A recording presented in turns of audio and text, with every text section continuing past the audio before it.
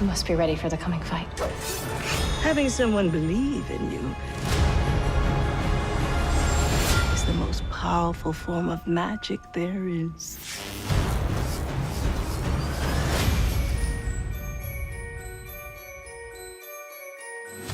Well, I'm so glad you came.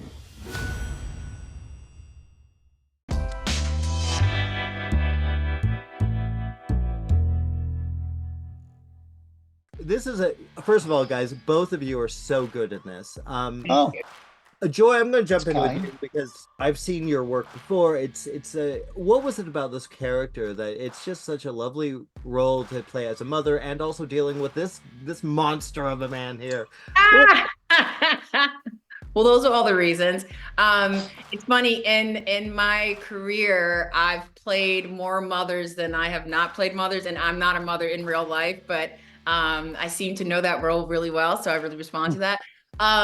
But yeah, no, I just thought this was kind of definitely a new thing for me, this exciting, fantastical world. I've never done anything like this before. And I'm always down to play the mama. And then, I mean, to work with this crazy monster of a guy over here is like kind of a no-brainer. All right. Christian. Yes. I love this role for you. It's so look. I remember Heathers. I remember Pump Up the Volume. This is just such a fun adult, messed up role for you. What did you put into this? Talk about that. Let's see. I felt a lot of freedom because I saw the actual creature. We were shooting. It was dark. We were in the middle of the woods.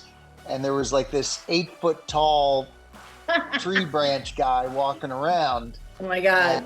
And it, it was scaring the heck out of me. I mean, it was legitimately scary. I mean, you screamed, Joy. I remember. Yeah.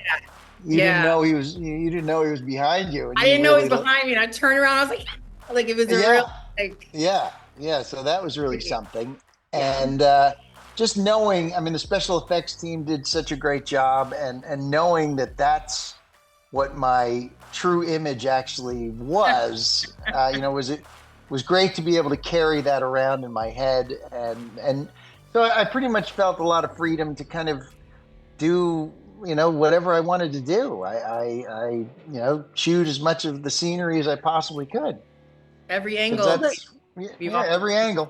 Every angle. That's right. Well, I think isn't that the fun of this? But for both of you, to Joy as well, you get to kind of carry out a kind of a fantasy in a real life fun way, right? Yeah. I mean, it was a little. At first, I was kind of like, "Oh my God, like what is this? How do I?" But no, it was so much fun, and I mean, our cast. I mean, these kids are just awesome.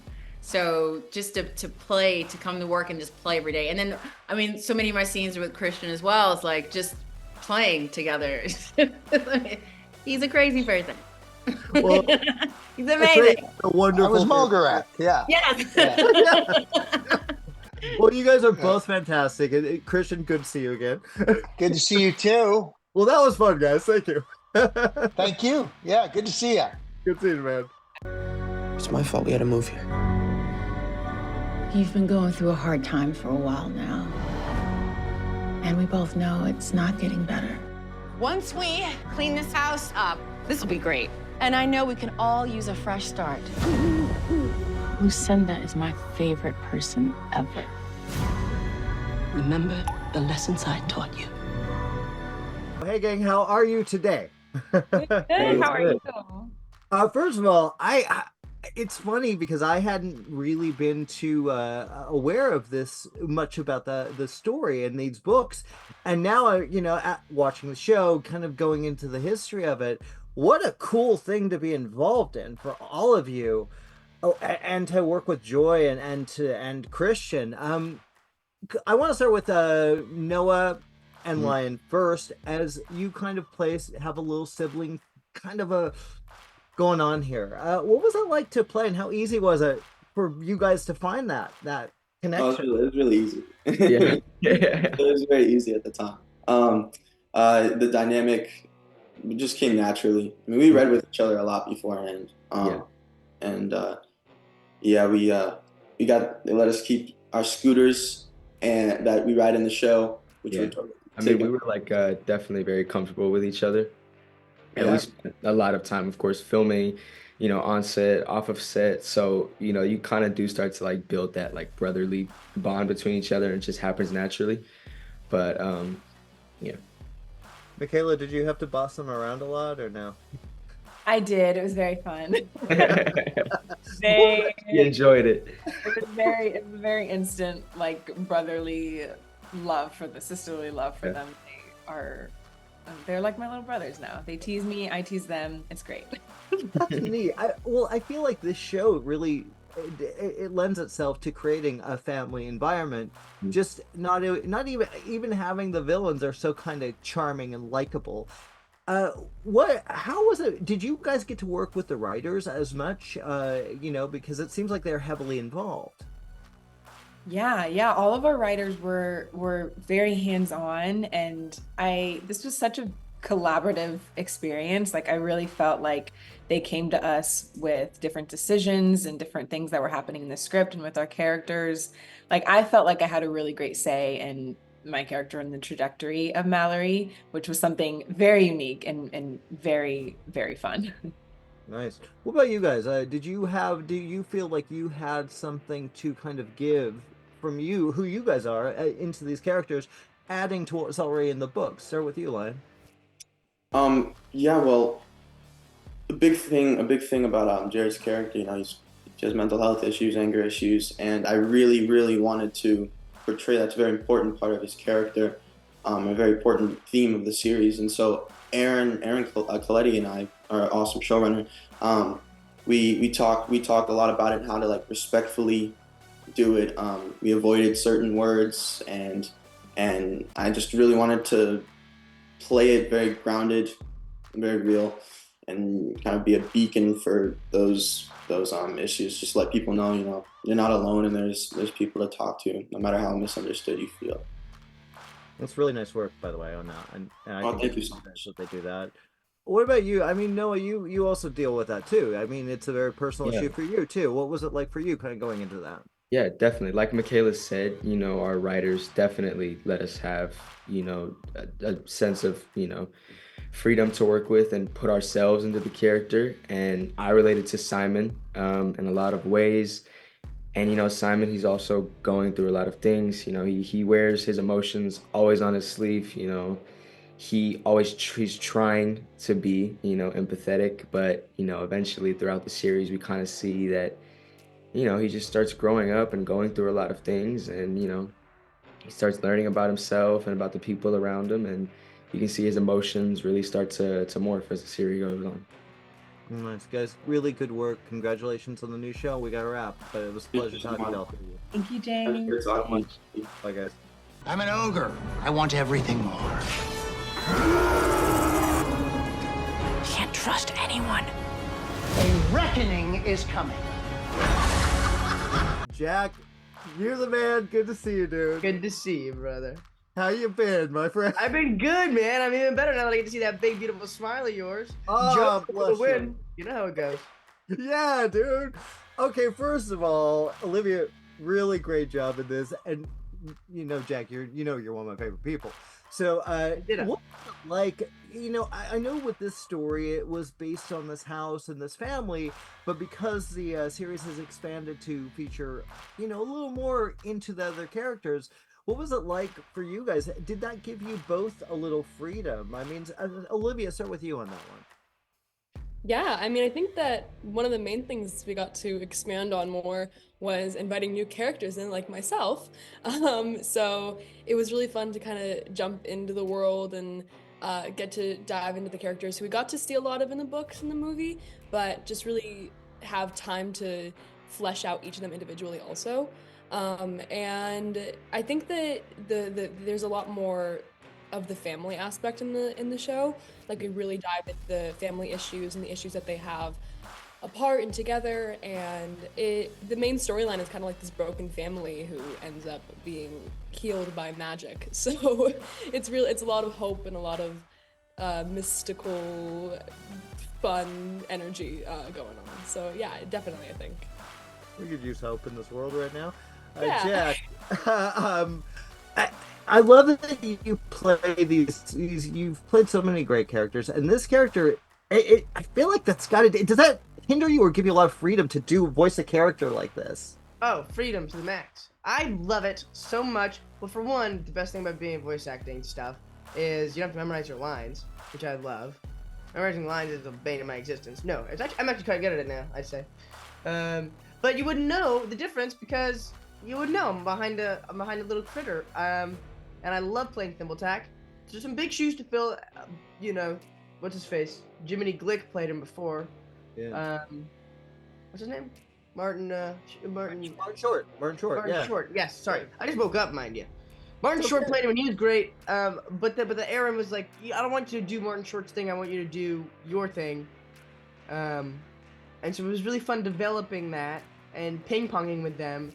And eventually, we ended up doing this thing where we would do different takes with different voices. Oh. And there's some bits like when I'm like scrounging around and sniveling and just creeping about. They've like created a hybrid animalistic sort of feral baby voice of all of my takes in one, and it's really interesting, really cool. That's kind of awesome. Let's you both. This is such an interesting collection of actors, and you're also having to work with the writers themselves, which is rare, allowing them to change anything. What was that like? That seems like quite a unusual thing in this kind of business. Jack, let's start with you. Oh, well, you know, I don't know. I had a great relationship. My relationship with Spiderwick truly was, I was never allowed to be on set. They banned me from set because that was such a problem. No, I'm kidding. I just never went to set because they finished shooting and then they motion capture did things for me and then put my voice in there. So I don't know. All I got to do was talk to Kat Corio, who's incredible. I love her. She directed the best episode of It's Always Sunny. I've always loved her. And Erin, who's divine. All these cats are just great people. And then also I got to meet recently the creators of the Spiderwick universe as a whole, the writer and author. So insanely awesome opportunities. Also, I really love the nuanced spin that this show has taken. It's very refreshing. It's very compelling, and I think it's very timely and timeless. I agree. And unfortunately, now we do have to wrap. But guys, Olivia, great meeting you. Jack, always a pleasure. Good to see you, dude. Good seeing you, brother. See you guys. Bye. The Grace family is coming. Arthur Spiderwick's field guide will soon be ours. Mulgarath's a deceiver, a shapeshifter. The world would be a better place without humans. Find the pages. Put Spiderwick's field guide back together. You have to help save everyone. I'm just a kid. That's why you can succeed. Holly, Tony, I'm watching this and thinking it must be kind of, because you've had the feature film and now you have something that's going deeper into your stories, all these wonderful characters that you have created. What has the experience been like for you this time around creating a television show around it? I'll start with you, Holly. I mean, one of the things about the nature of like film is that it's compressing, right? And then with a TV show, we get some expansion. And I think that one of the amazing things about this is getting to spend more time with all the characters, but specifically getting to spend more time with Mulgarath, the villain, a thing we never got to do before. And now we get to see his schemes. We get to see his inner conflict and pain.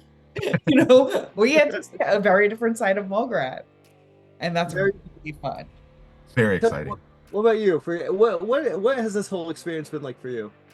I mean, it's been exciting in that the books are 20 years old, Jimmy. The idea of bringing them forward for a modern audience was very exciting to Holly and I. And, you know, the challenge would be for us was, can we retain the heart of the books? And how does that translate into a television show for a modern day audience? So, for instance, are the three main characters, the three kids, are they true to who they are? Is Jared still the brains?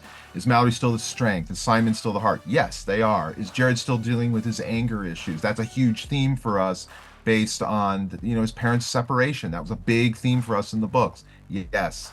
And then the big one for us as well was the Spiderwick books build on mostly European fairy folklore that's centuries old. We never wanted to revise that folklore. We wanted to be true to it and honor it and maybe add some details to it. And Aaron and his team were very, the showrunner, they were very sensitive to that and were really good about not only honoring it and keeping it true, but letting us create new characters for the television show, which was super exciting. Well, that's also got to be good for you too, because this is like you said, this is a 20 years old, and you're getting to still live in the world and build in the world in a way that's new and refreshing with a new show. What are you most proud of bringing to this show? Oh, great question. I think the idea that the story can resonate with a new audience, even if they've never read the books. I think that is a testament to the story in of itself. I think of some of the stories that our generation, like, I grew up watching Gene Wilder as Willy Wonka, and then got to enjoy, Tim Burton's, and then got to see Timothée Chalamet, do a prequel to Willy Wonka, and none of them replace the book. They're all just in addition to. You may like one more than the other, and so, but the idea is that you're keeping it vibrant and alive, and that the story, people love it so much that they want to come back to it again. That's an incredible honor for Holly and I, that people love the Spiderwick Chronicles so much that they want to come back into this world and play again. I love that answer. Holly, really quickly, we got only a matter of time. Christian Slater, I feel like he's like the perfect guy for this. Could you talk about that? So we were asked yesterday, did you ever consider Christian Slater for Mulgarath? And I had to say, I did not, but I am willing to reconsider Mulgarath completely now. And Christian Slater, like, I never thought of, hot Mulgarath for, but I am in for it. That's amazing. I love that, because he does add something. He adds that sly kind of devilishness to the character. It's a lot of fun. He's having fun. It's so clear he's having fun. Yeah. Yeah. I think, you talk about new, are you seeing maybe possible continuations of the novel as opposed to just keeping it a series and kind of coordinating the two? Well, Tony did send me some sketches about 2 months ago of some creatures. We'll see. Well, guys, we got to wrap up, but you guys were lovely to talk to. Thank you so much, and good luck with the show and everything in the future. Thanks, Jimmy. I love JoBlo. Watch it all the time. Bless you guys. Thank you. Yeah. Thank you. We love you guys. Take care. Bye. Congratulations on this new project. Seems like a big deal, man. Can you talk about how this project came to you, and why you felt this is a TV thing, it works really well? Thank you. You're welcome. It came to me. I always like to say that my niche is families who move to Victorian homes and find that magic exists. I've only done it 4 times before. So honestly, when it came to me, I was like, I think I've done this. I think I'm good. Thank you.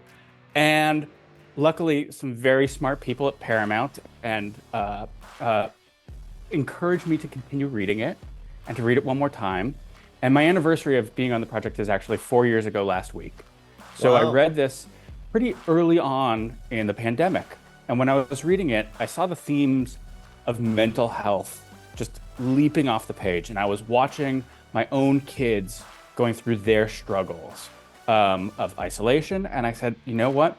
This is a show that can really speak to a generation right now about their feelings and their emotions and their mental health issues, depression, anxiety, and normalize it, not feel ashamed of it and not stigmatize it. And I think that that's underneath of all the wondrous things that Spiderwick is, which is wondrous and whimsy and numinous and filled with amazing magic. We can have this underlying theme that feels so relevant, even still, to put out into the world. Well, I agree too, because I think with genre or fantasy, you can kind of get away with telling a story that would maybe be a little bit too blunt had you just told a straight up story. What a wonderful concept, though. Like, what appealed to you about it? Like, Christian Slater, obviously, Mulgarath. I always feel like I'm going to say that name wrong. He was No, played you by nailed Nick it. Nolte. Yeah, I did. He was played by Nick Nolte in the film, but he's really had a chance with Christian. You got to really expand this character and really have fun with it. What was that like?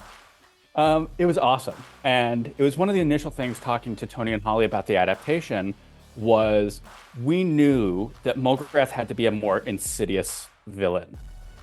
In the film, even in the books, he's much more of a brute and it's an attack. But here we needed, you can't do that, won't sustain over 8 episodes or longer. We needed somebody who was trying to infiltrate the Grace family. So it was really about creating a game of cat and mouse between Mulgarath and Jared. And how can we orchestrate that? How can we make that, part of the fun, delicious, to watch them go at it, especially a 100-year-old ogre and a teenager. Like, how can they fight against each other? And so casting Christian as, not only an ogre who wants to consume human beings, but making him a psychiatrist and having him get inside Jared's head just made it, had so much drive and was so much fun to see this game that they consistently play over the course of the season. Well, here's the thing. I think you're in a very good position where you are creating a show that's based on these popular novels, but you're allowed by the authors to expand. That's unusual, right? It's very unusual. Absolutely. It's very unusual. And I wouldn't have done it if they weren't okay with it. All of my early conversations were really strictly with Tony and Holly of, look, the books are amazing. I loved reading them to my kids. I love them.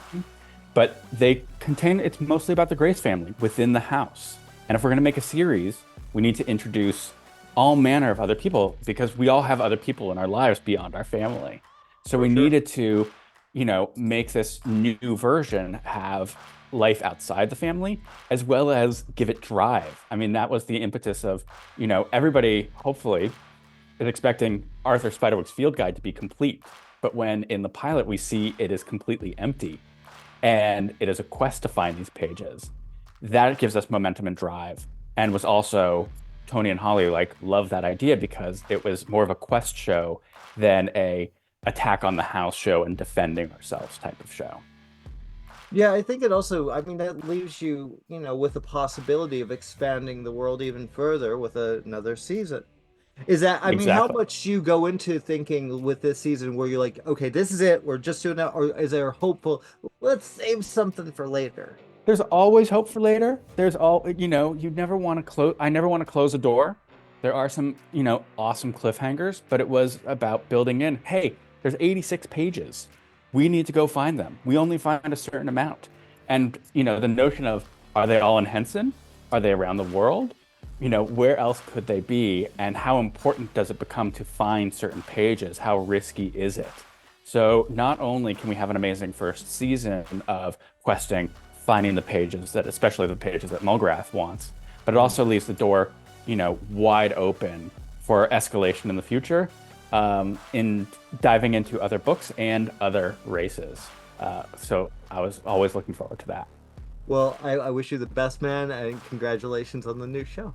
Thank you so much, Jimmy. It's so great to talk to you this morning. Oh, absolutely. I love your guitar, by the way. Gotta say. It's a little uke. It's my little meditative ukulele. I love it. Thank you so much, guys. Thank you so much, dude.